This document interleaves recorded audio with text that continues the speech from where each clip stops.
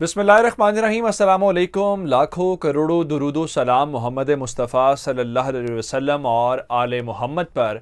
मैं हूँ उमर दराज गोंदल और आप मेरा यूट्यूब चैनल देख रहे हैं। नाज़रीन, मैंने आपको आज बड़ी डिटेल के साथ बताया था कि यूक्रेन के मामले के ऊपर इस वक्त जो है वो मगरिब, यानी जिसकी इस वक्त क़यादत जो है वो अमेरिका कर रहा है, वो बिल्कुल रूस के साथ टकराव की जानिब बढ़ रहा है। सारी सूरत हाल को देखते हुए जो सबसे बड़ी खबर है वो रूस के सदर व्लादिमीर पुतिन और अमेरिका के सदर जो बाइडन के दरमियान अहम राबता है जो 2 घंटे से भी ज़ायद वक्त तक जारी रहा है। और इस राब्ते के मुतालिक आपको बताएंगे कि आज इस जो वीडियो लिंक कॉन्फ्रेंस है उसका मतलब क्या है।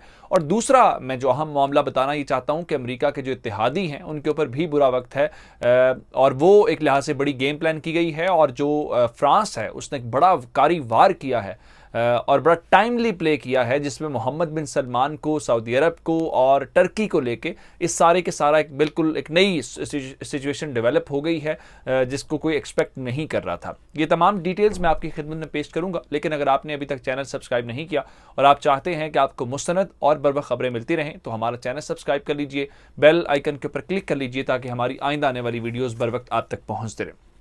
अब सूरत हाल ये है कि यूक्रेन बॉर्डर के ऊपर तकरीबन 1 लाख के करीब जो रशियन फौजी हैं वो मौजूद हैं। और जो यूक्रेन के प्रेसिडेंट थे वो कल, यानी हमने देखा कि वो जो अगले मोर्चे हैं वहाँ पे पहुँचे, अपने फौजियों का उन्होंने हौसला बढ़ाया।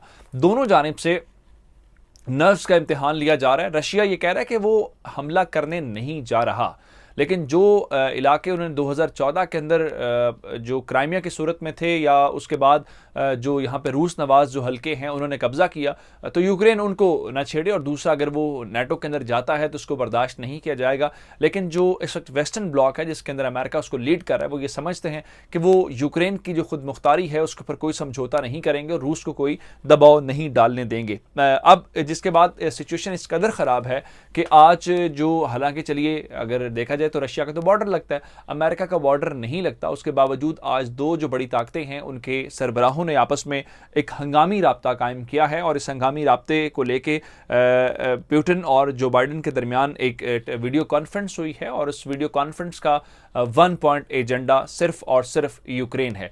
उसकी वजह यह है कि पहले तमाम जो मिलिट्री और डिप्लोमेटिक जो चैनल्स थे वो इस्तेमाल कर लिए गए हैं, उससे कोई फ़र्क नहीं पड़ा, उससे कोई सिचुएशन के अंदर तब्दीली नहीं आई। जिसके बाद अब आखिरी जो मरहला है वो सिर्फ और सिर्फ अमेरिका और रूस के सदूर के दरमियान राब्ता है, जिसको लेके भी क्रेमलिन बड़ी सीरी बात कर रहा है। वो कह रहे हैं हमें कुछ ज़्यादा एक्सपेक्टेशंस नहीं है, हम नहीं समझ रहे कि सिचुएशन के अंदर कोई ज़्यादा तब्दीली इस वजह से आएगी। लेकिन ये जो वीडियो कॉन्फ्रेंस है, बताया गया है कि रशिया और अमेरिका के दरमियान एक सिक्योर लिंक है, वीडियो लिंक, जिसके जरिए ये राब्ता हुआ। और पिछली जो ट्रंप इंतजामिया है उसने कभी इस चीज़ को इस्तेमाल नहीं किया कि अगर दोनों ममालिक के दरमियान इख्तलाफात हों तो उसके जरिए आपस में बातचीत कर ली जाए। अब इस कॉन्फ्रेंस के आगाज़ के ऊपर एक जो चंद मिनट्स की या चंद सेकंड्स की जो वीडियो इस वक्त आई है, उसके मुताबिक दोनों लीडर्स बड़े खुश नज़र आ रहे थे। और उसके बाद जो है जारी बात है, ये क्लोज डोर्स के अंदर एक बड़ी मीटिंग, और इस मीटिंग के अंदर तकरीबन 2 घंटे तक जो बाइडन है वो सिर्फ और सिर्फ पुतिन को इस बात के ऊपर कायल करते हुए नजर आए कि वो यूक्रेन के ऊपर दबाव ना बढ़ाएं, वो जो यूरोप का इलाका है, बॉर्डर है, वहाँ पे दबाव ना बढ़ाएं, जिसकी वजह से जो उनके वेस्टर्न कंट्रीज़ है वो इस वक्त सूरत हाल जो है वो इसको खौफ की नज़र से देख रहे हैं या उनके लिए सूरत हाल ठीक नहीं है। अब जो रशियन प्रेसिडेंट थे वो इस चीज़ को कितना कैजुअल ले रहे हैं कि उन्होंने ये जो वीडियो कॉन्फ्रेंस अटेंड की है वो उस वक्त सोची के अंदर जो उनकी अपनी ज़ाती रिहाइश गाह है उसको लेके वहाँ पर वो मौजूद थे। और एक और मैं आपको बात इससे पहले ही बताना चाहता हूं कि जून के महीने में आखिरी मुलाकात इस साल हुई थी, वो भी स्विट्जरलैंड के अंदर मुलाकात हुई थी। उसके बाद जो ये पहला मौका है कि बराह रास्त आपस में वो बातचीत कर रहे हैं। गो के उनकी चीनी सदर के साथ मुलाकातें जो इस तरह से ही वर्चुअल मुलाकातें थी वो ज़रूर हुई हैं। और बाइडन ने उनसे पहले 5 ममालिक से रब्ता किया, जिसमें यूके शामिल था, जिसमें फ्रांस शामिल था, जिसमें इटली शामिल था, जिसमें जर्मनी शामिल था। और इसके बाद जब ये कंक्लूड हुई तो उसके बाद भी 4 जो यूरोपीय ममालिक के सरबराहान हैं बाइडन ने उनके साथ भी मुलाकात तय की हुई है। और जो यूक्रेन के सदर हैं उनके साथ मुलाकात बिल्कुल अलग से है। अब जो तय किया गया है, जॉइंट स्ट्रेटजी अपनाई गई है ताकि वो रशिया को हर सूरत दबाव में लाना चाहते हैं।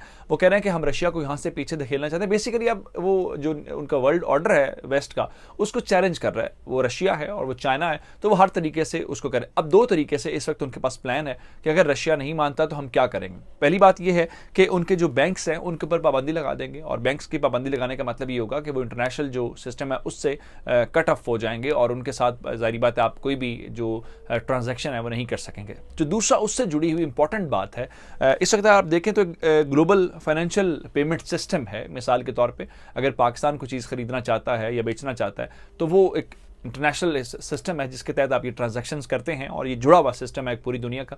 अब उन्होंने ये कहा है कि अगर रशिया बाज नहीं आता तो वो इस पेमेंट सिस्टम से रूस को जो है मुनक़ता कर देंगे, ताकि उसको जो होश है वो ठिकाने आए। अब ये कितनी स्ट्रेटजी कामयाब होती है ये तो आने वाला वक्त ही बताएगा। दूसरा, एक और अमेरिका के इत्तेहादी के ऊपर बुरा वक्त है, किस वजह से आया कि और दूसरे इत्तेहादी की वजह से।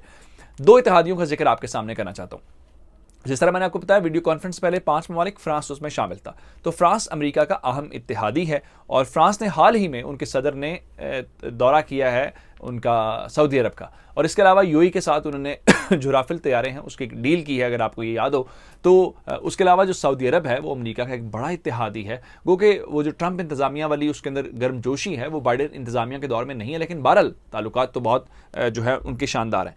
अब दूसरी तरफ एक और जो चीज़ है जो मैंने आज आपको दिन के अंदर बताया था वो ये था कि जो इस वक्त टर्की के प्रेसिडेंट हैं वो दोहा के अंदर मौजूद हैं, और इस वक्त पहुँचे हैं अबू धाबी मुत्तहिदा अरब अमारात के अंदर जो हैं मोहम्मद बिन सलमान। उसके बाद उन्हें कतर जाना है कल, यानी बुध के रोज़। कतर जाने का मतलब ये होगा कि उस वक्त उर्दगान भी वहाँ पे मौजूद होंगे, मोहम्मद बिन सलमान भी वहाँ पे मौजूद होंगे। इसका मतलब ये है कि दोनों के दरमियान मुलाकात का इम्कान मौजूद है। अब मैंने आपको कहा था हम कन्फर्मेशन तो दोनों तरफ से नहीं हो रही, तो गालिब एक इम्कान है मुलाकात हो भी सकती है, और हो सकता है मुलाकात ना भी हो। तो इस सारी सिचुएशन के दौरान जब सूरत हाल थोड़ी सी बेहतर होती नजर आई थी, तो फ्रांस ने एक ऐसा काम किया है जो पीछे सन 2018 से जिसका बैकग्राउंड है, लेकिन उन्होंने तुर्की और जो सऊदी अरब के दरमियान मुलाकात का इम्कान है वो बिल्कुल ख़त्म कर दिया, और रोल प्ले किया फ्रांस ने। किस तरीके से? जमाल खशोगी का आपको याद होगा सन 2018 के अंदर जो इस्तांबुल के अंदर सऊदी अरब का कॉन्सुलेट है वहाँ पे उनके मर्डर की खबर आई, और इल्ज़ाम मोहम्मद बिन सलमान पे आया। उन्होंने कहा जी ये मैंने नहीं किया, कोई रोग एलिमेंट थे स्टेट्स के, उन्होंने किया, हम उनको सजा देंगे।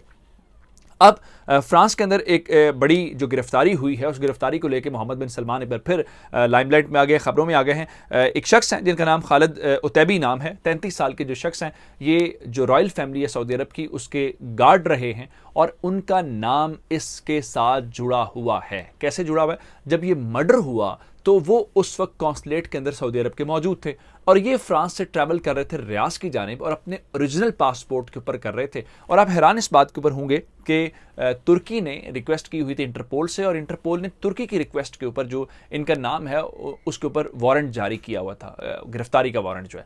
अब इनको गिरफ्तार कर लिया गया है, तो अब जब मुलाकात भी मोहम्मद बिन सलमान की और उर्दगान की होने जा रही है, तो क्या इस अहम शख्स को उनके मुल्क में किया जाएगा? तो जाहिर बात नहीं किया जाएगा, तो तुर्की की जानिब उसको भेजा जाएगा, जिसका मतलब ये है कि तुर्की और सऊदी अरब के करीब आने का जो इम्कान था उसको उन्होंने बड़े तरीके के साथ जो है उसका खेल तमाम किया। ये अब तक की अपडेट्स थी। मुझे उमर दराज गोंदल को फेसबुक, ट्विटर, इंस्टाग्राम के ऊपर फॉलो कर सकते हैं। मेरा यूट्यूब चैनल सब्सक्राइब कीजिएगा। आपकी इस बातों का बहुत शुक्रिया। खुदा हाफिज़।